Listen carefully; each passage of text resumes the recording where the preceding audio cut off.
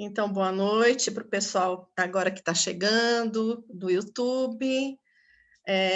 Vamos para mais uma noite de estudo, mais uma noite estudando o Livro dos Médiuns, essa obra importante para quem quer entender todas as manifestações e todas as reações do mundo espiritual, para quem é médium, né? Todos nós somos, alguns nos outros graus, outros em menos graus, mas todos somos. Então, boa noite a todos. Nós vamos hoje estudar o capítulo 6, o Livro dos Médiuns. Manifestações visuais. Gente, manifestações visuais, né? Que é aquilo que a gente tenta entender como faz, como se processa. Mas vamos lá, né? Olha que bonitinho, esse aqui eu pensei na Sandra, quando eu vi esses fantasminhas, achei bonitinho. Visibilidade dos espíritos, é possível? Então, é possível a gente ver os espíritos? Então, é uma pergunta, e eles deram a resposta que sim, sobretudo durante o sono. Entretanto, certas pessoas os veem durante a vigília, ou seja, a gente acordado, mas é mais raro. Então, somente naquela época, né, era mais raro, mas agora já tem bastante gente com essa faculdade de ver, né? Já temos os médiuns nascendo em quantidade grande para essa percepção. E aqui eu pus uma observação, desligamento no sono noturno. Porque é o seguinte, quando a gente dorme, a gente desdobra e a gente vai para o outro plano. É o nosso plano onde é o ambiente do nosso perispírito, né? Numa outra dimensão, ou seja, na quarta dimensão. E ali a gente tem toda uma sociedade ali, tem toda as pessoas que estão ali naquela dimensão, os que a gente chama mortos, né? Que já participaram da carne, mas agora estão sem ela, vão para lá e ali ficam, cada um no determinado lugar da sua evolução. E quando a gente dorme, a gente se desprende, não totalmente, porque a gente fica com o cordão que nos não deixa a gente se desligar do nosso corpo. Esse cordão, ele é extensível, ele vai para distâncias muito longas. E ali a gente conversa, faz uma intermediação com quem a gente acha necessário, com quem a gente quer, a gente vai para onde a gente quer, na verdade, conversa com quem a gente quer. Então, é um ambiente de troca, que a gente consegue trocar ideias com as pessoas que estão ali. Muito provavelmente, a gente não lembra, né? Porque quando a gente volta e vem para a vigília, o nosso cérebro material não consegue. A gente tem aquelas impressões de que sonhou, mas a gente não consegue expressar com muita nitidez o que a gente viu, com quem a gente conversou. Para uns é mais fácil, para outros não. E aí o Kardec nos afirma que não é um fenômeno sobrenatural essa visibilidade dos espíritos, porque eles existem, eles estão numa outra dimensão, eles têm um outro tipo de matéria, mas não tem nada de sobrenatural. As nossas crenças é que foram criando esse misticismo, né, do espírito, colocando medo, né, quando a gente vê as religiões, em geral, fazendo esse tipo de... como lhe foi conveniente, né, como foi conveniente na época para eles. Os espíritos que se fazem visíveis podem pertencer a qualquer classe. Então, não é prerrogativa de espíritos superiores aparecerem. Qualquer classe de espíritos, aquela classe que a Fernanda, né, fez no comecinho do livro dos espíritos, né, os espíritos têm classes, qualquer um pode aparecer.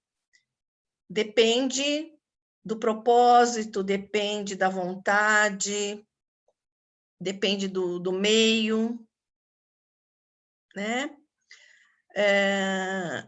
Os de classe menos adiantada, eles o fazem para provocar medo em seus desafetos ou vingar-se.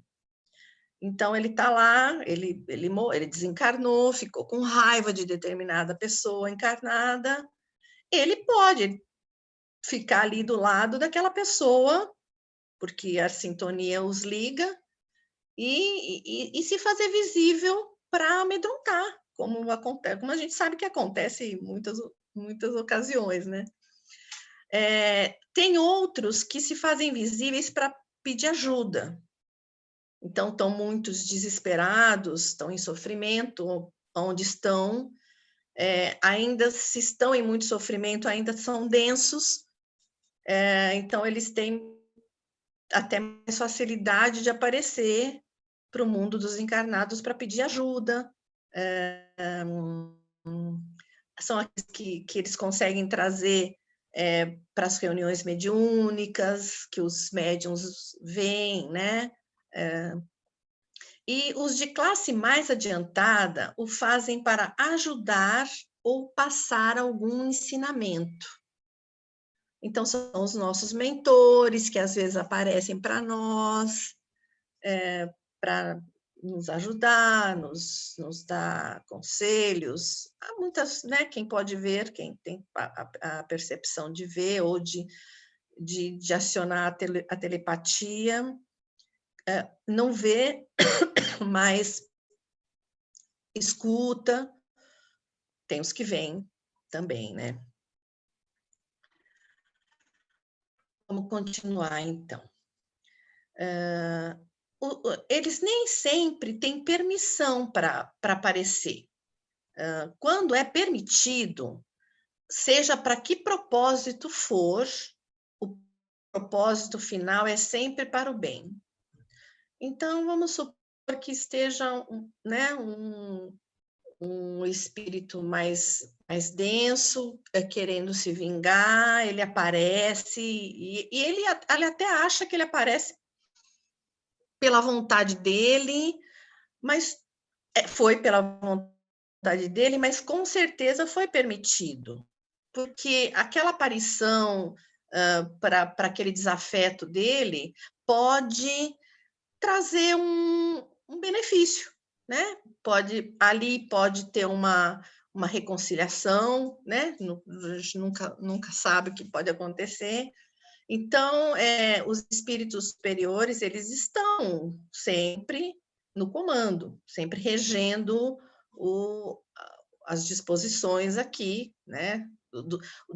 Os mentores estão sempre vendo o que está acontecendo, eles não deixam aquilo à toa. Então, o propósito final pode ser uma reconciliação, pode demorar séculos até, né? Mas o propósito é sempre para o bem. A razão de não vermos os espíritos à nossa volta é porque são em grande número, e isso nos perturbaria. Essas observações todas eu estou tirando do livro, né? Não está no formato de perguntas e respostas, mas é um apanhado do que o livro está nos ensinando. Então, olha aqui o que ele fala, que são em grande número. Se considerarmos a população de desencarnados, que é 3 vezes maior que a população de encarnados, e que a maioria ainda está em níveis densos, né? Pensa bem, eles estão numa outra dimensão, mas tem aqueles que não querem ir embora, né? Morreram e não quiseram morrer. Então, ainda tem todo um peso, toda uma densidade que estão aqui ao nosso redor. E como nas outras dimensões não tem espaço, e não tem tempo, não tem local, né? A nossa ideia de local lá não funciona como funciona para nós aqui.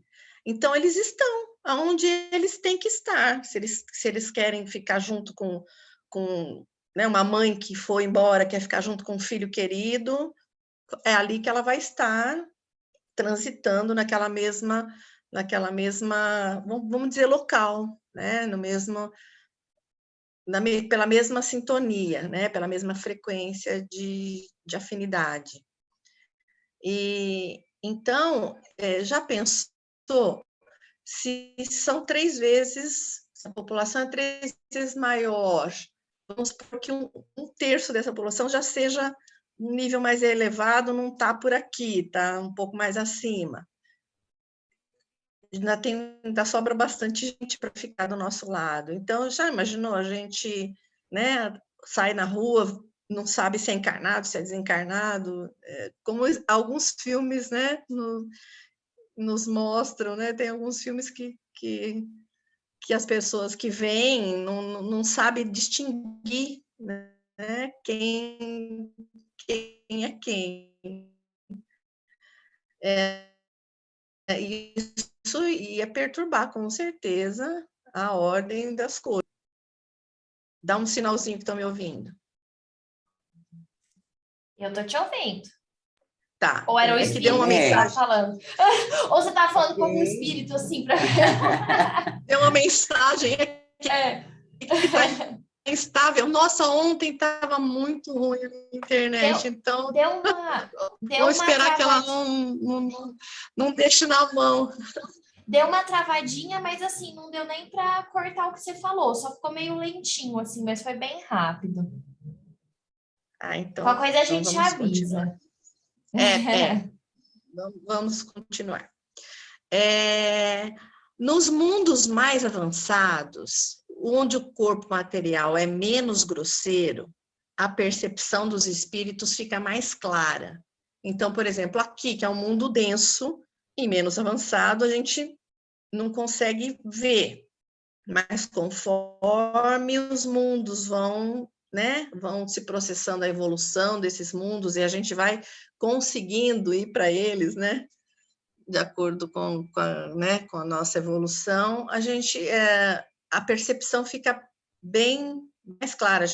Acho que quase toda a maioria da população consegue ver os que não estão na matéria, né? Então, isso é gradativo, gradual. Essa aqui eu pensei na Rafinha. Aqueles que têm medo de espíritos não o deveriam ter, pois estes fazem menos mal que os encarnados. Os espíritos podem nos fazer algum mal se conseguem se associar às nossas frequências mais baixas de pensamentos, contrário à elevação da consciência e, por consequência, à frequência, para que não nos possam achar. Então, eles só podem nos fazer danos se a gente ficar com medo, e aí a gente abaixa a frequência. Se eles forem nossos inimigos, certamente vão utilizar isso para fazer algum mal para nós. Mas como eles não têm o acesso à matéria densa, o raio de ação deles é só pelo pensamento, é só pela sintonia, então fica mais difícil eles nos fazerem mal se a gente tiver um conhecimento, uma frequência mais elevada.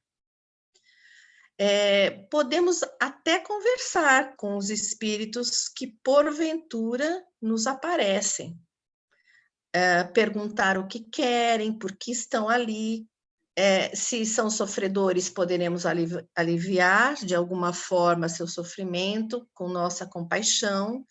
E se são bons, que eles nos aliviem, né? Geralmente a comunicação se dá por transmissão de pensamento ou por intermédio de algum médium, como a gente faz, né, os diálogos nas mesas mediúnicas que vêm os sofredores. Os médiuns videntes vêm, às vezes a gente não vê, né?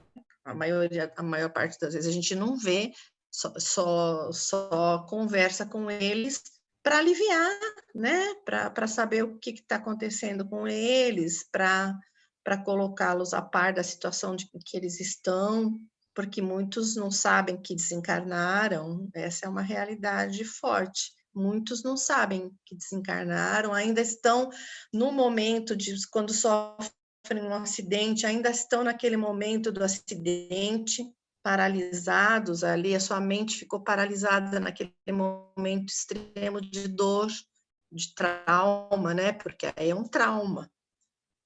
Então, qual que é a função das mesas mediúnicas? Para essas pessoas, desse sofrimento, dessa sintonia, e conversar com eles, né? Eu sei que se a gente vê alguma, né, alguma fantasminha, a gente vai ficar com medo, mas, né, vamos, né, pensar que foram, né, só são iguais a nós, só não tem a carne, né, o corpo de carne. Vamos aqui para algumas observações. Aqui eu pus a pessoa, né, no leito, né, muito provavelmente no leito de morte, talvez, né, os familiares aqui do lado esquerdo e toda uma equipe espiritual do lado aqui direito, esses né, que estão de forma transparente de branco aqui. Então, sempre tem o auxílio quando a pessoa está em vias de desencarnar, sempre tem auxílio ou os desafetos esperando, depende da nossa vida, né? Como a gente viveu a nossa vida. Então, essas observações. Nem todos os espíritos podem aparecer quando querem ou quando queremos. Quando estamos doentes ou à beira da morte, nossos laços com a carne se afrouxam. Por esta razão, as pessoas nessas condições relatam ver coisas que os outros não veem. E não se trata de alucinação, eles estão realmente com a visão mais dilatada, vamos dizer, os laços da carne estão sendo desligados, então eles têm a visão mais correta de para onde eles vão, né? Para onde a gente vai, a gente consegue perceber os espíritos que estão à nossa volta, à volta deles, né? As aparições podem se dar com frequência em todos os povos. Então, não é que um povo veja mais que o outro, por exemplo, o brasileiro vê mais do que o inglês, ou não sei, o inglês vê bastante, né? O inglês tem aqueles castelos que ainda tem muitos, né, muitos desencarnados habitando aqueles castelos, por ter uma história mais antiga. Então, todos os povos, o planeta inteiro tem essa capacidade, essa abertura, vai depender realmente da crença de cada povo, cada um vai se limitar às suas crenças, uns vão ter muito medo, outros vão ser mais abertos, outros vão achar que é alucinação, outros que é superstição. Então, mas todos podem ter essa capacidade. E pode ser de dia ou de noite, não é só privilégio da noite que eles apareçam, né? Isso não é independente. Acho que de noite até fica mais visível pela escuridão, mas a aparição é independente de ser dia ou de ser noite. Quando em estado de êxtase é quando, por exemplo, os santos, né? ficavam muito nesse estado de êxtase, é um estado... Quando a gente fica em meditação também, a gente entra numa certa faixa vibracional que eles chamam de êxtase, né? Essas visões, por isso que eles falam assim, medita, as visões podem ser mais claras, porque aí nesses estados acontece um fenômeno que já foi até descrito por Chico Xavier, todos os livros do André Luiz, um fenômeno que se chama dupla vista, né? A gente fica com uma capacidade maior, como se a gente tivesse uma visão dobrada. Então, é por isso que, como a gente não é santo, a gente pode meditar e entrar nesse estado, isso com treino, claro,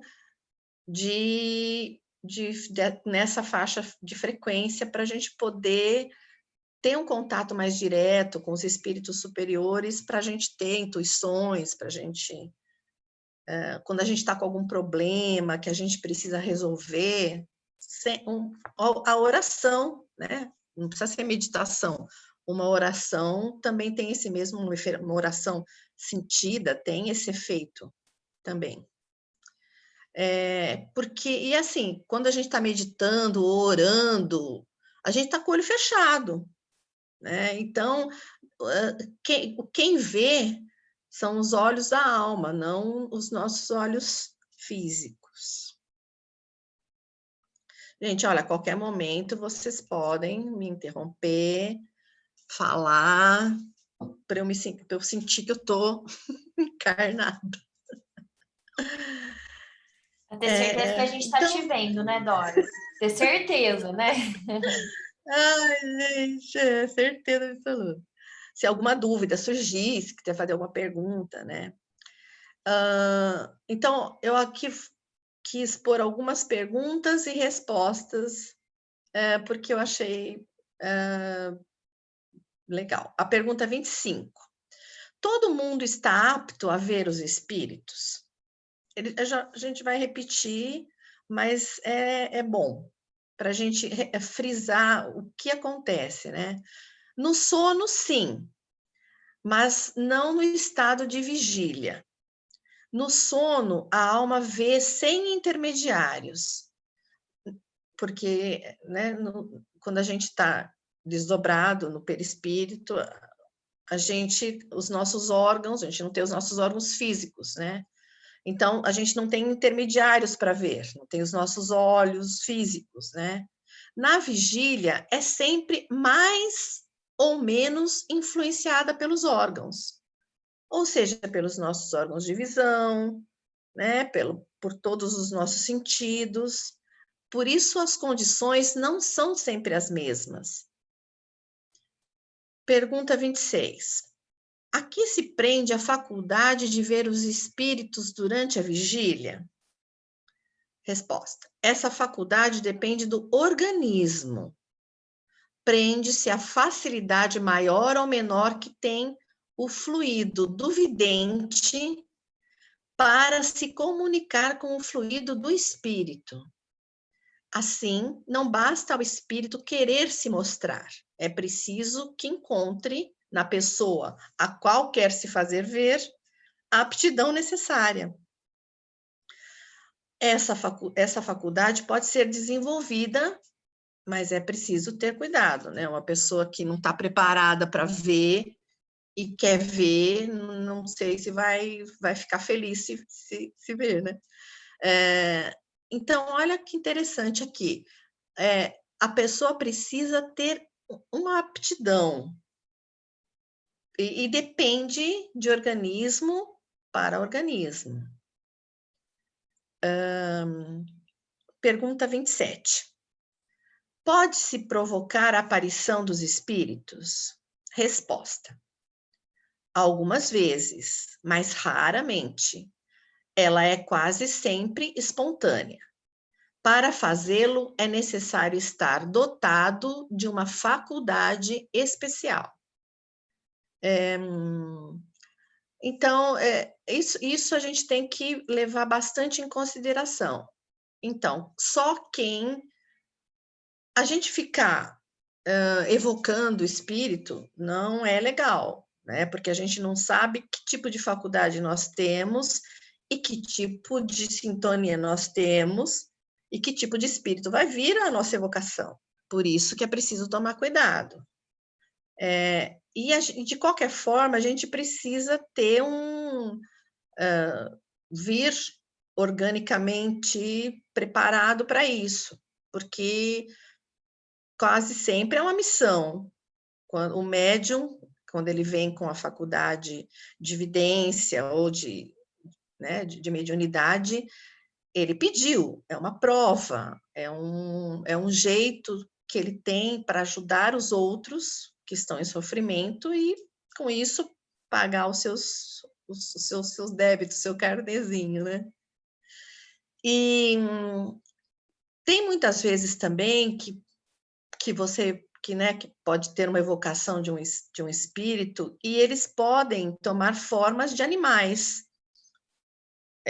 Não que eles sejam animais ou estejam regredindo para a vida animal, para ser um animal, porque não tem regressão. Mas por eles serem inferiores, eles ficam com características de animais. Então, pensa bem, você evocar, você não sabe que sintonia que você tem, o que você está evocando, e te aparece um bicho medonho, porque o espírito assim tomou essa forma por algum propósito, né? Para te fazer medo ou para, né? Para algum propósito dele, né? Então, no livro, no estudo, ele fala umas coisas interessantes sobre os sonhos. A gente gosta de saber sobre os sonhos, porque a gente tem muito sonho toda noite, a gente não sabe muito bem interpretar. Então, ele fala algumas coisas sobre o que são os nossos sonhos.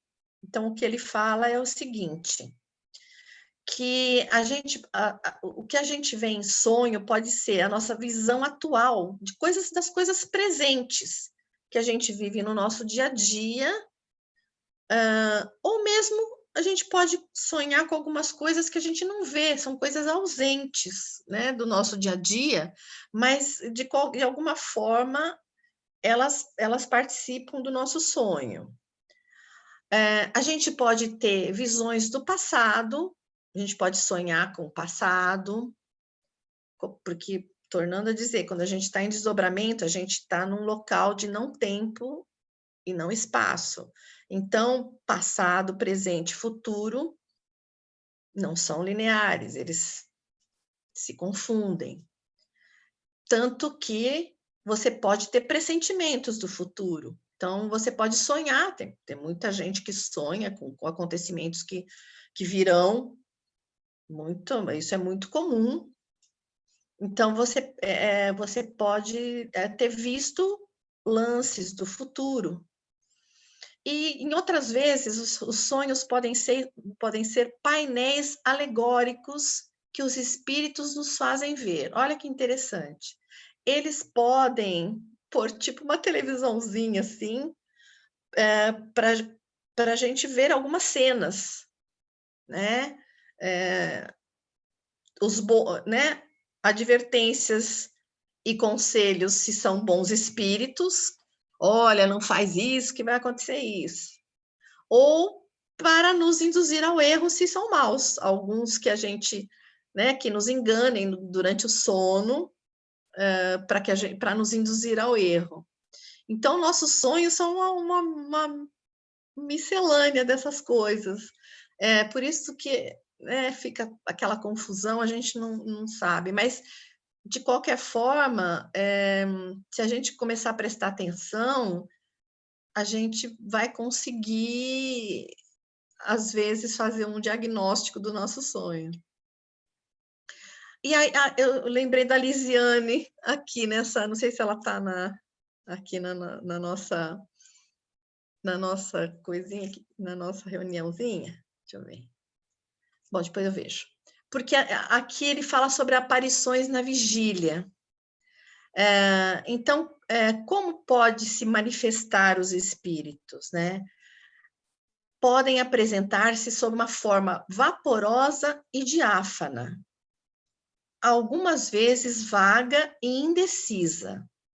Frequentemente é um clarão esbranquiçado, cujos contornos se desenham pouco a pouco.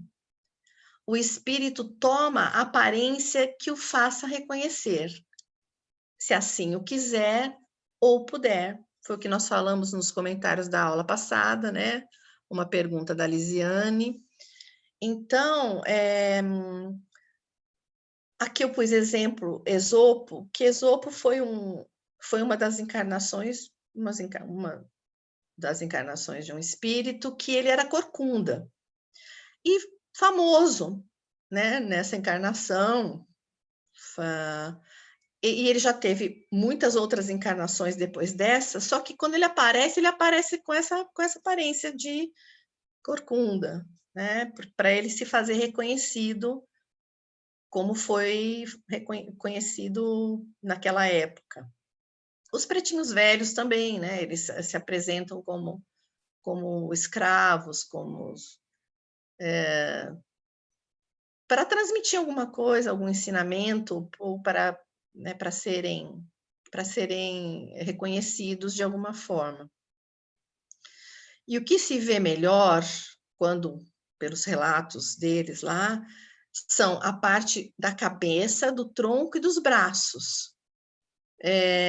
Então, geralmente, o que ele falou lá, que a pessoa não vê ele inteiro, que vê só a parte, né, de cima aqui, não sei porquê também, e variando em beleza e feiura conforme o seu adiantamento, porque como o perispírito é plástico, né, altamente plástico, o pensamento molda o seu formato. Então, se ele tem pensamentos horríveis, será horrível.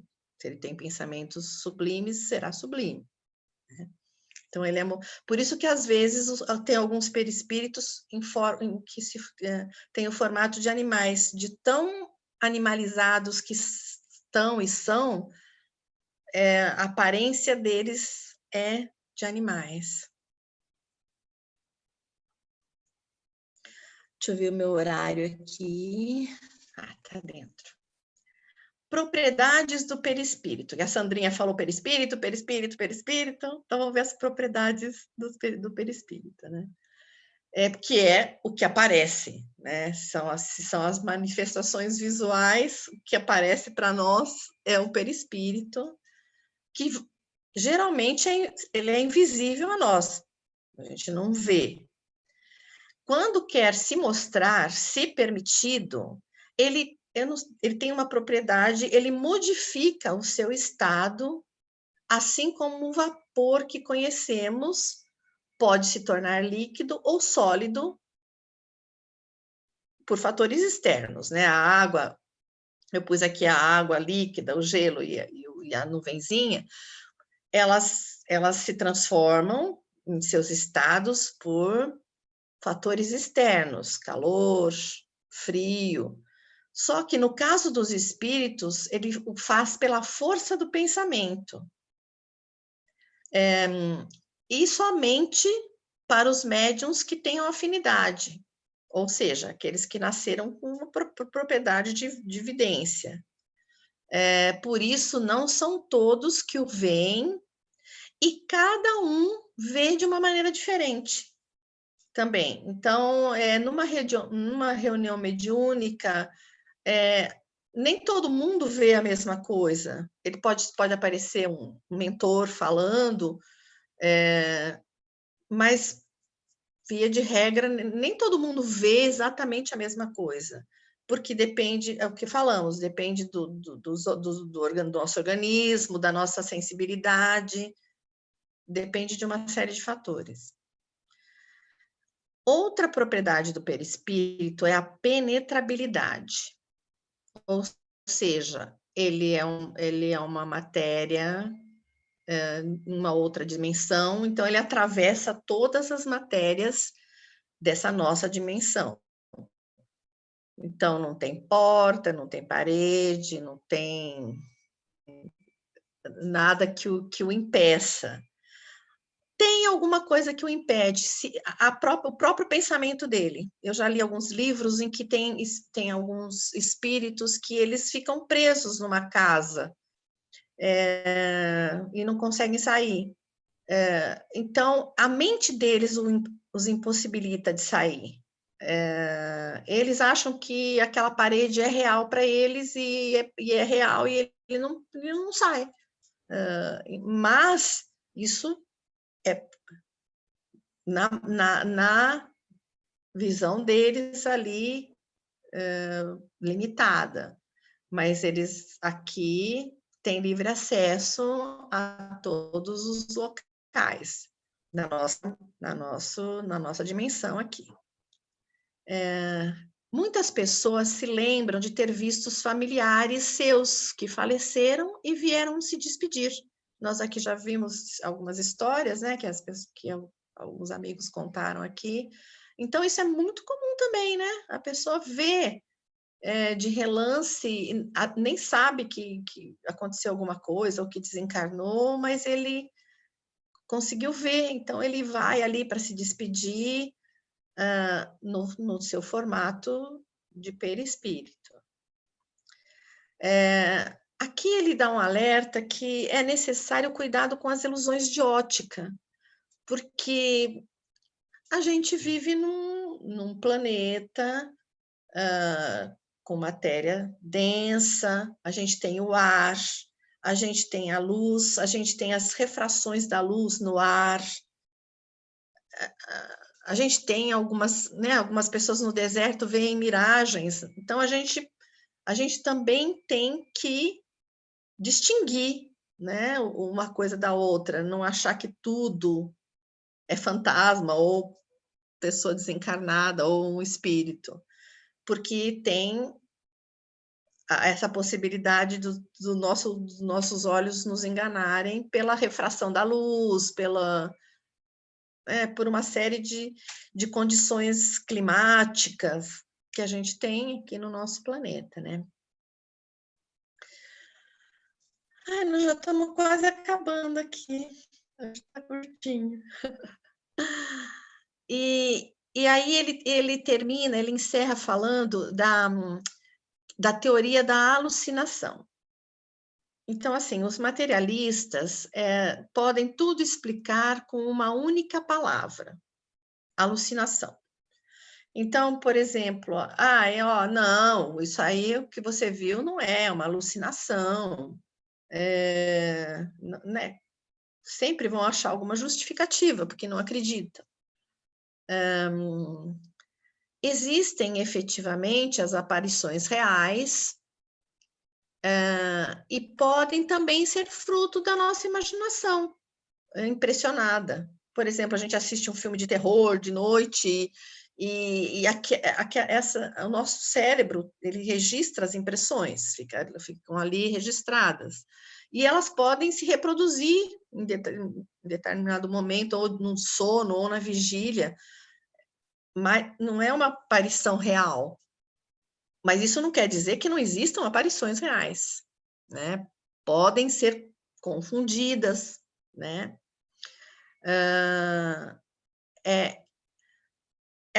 Como eu falei, essas impressões cerebrais ficam, mas de qualquer forma, ela fica impressa no cérebro, então não é o cérebro, não é o olho que vê depois, né? São os olhos da alma, porque aquilo é como se fosse uma projeção.